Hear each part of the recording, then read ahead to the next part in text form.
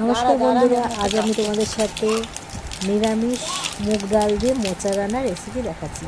সবার প্রথম দেখো, জিরে তেজপাতা ফোড়ন দিয়ে দিলাম, তারপর কেটে রাখা আলু ভালো করে ভেজে নিলাম। তো নিরামিষ দিনে এই মোচা দিয়ে যে মুগ ডালটা খুব ভালো লাগে, তোমরা একবার খেয়ে দেখবে। তারপর দেখো এই তেলের মধ্যে দিয়ে দিলাম আদা বাটা, আর দিয়ে দিলাম জিরের গুঁড়ো, লঙ্কার গুঁড়ো, হলুদের গুঁড়ো আর পরিমাণ মতো নুন। তারপর দেখো তেলের মধ্যে ভালো করে নেড়ে চেড়ে তারপর সামান্য নুন হলুদ দিয়ে এটা একটু ভাপ দিয়ে রেখেছিলাম মোচাটা। তো সেই মোচাটা এই তেলের ওপরে দিয়ে দিলাম জিরে আদা বাটার মধ্যে। তারপর দিয়ে দিলাম দেখো সিদ্ধ করে রাখা, মানে ডালটা আমি ভেজে সিদ্ধ করে নিয়েছি মুগ ডালটা, সেটা দিয়ে দিলাম।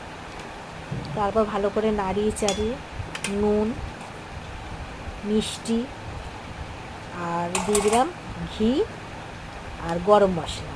তোমাদের রেসিপিটা কেমন লাগলো বলো। টাটা।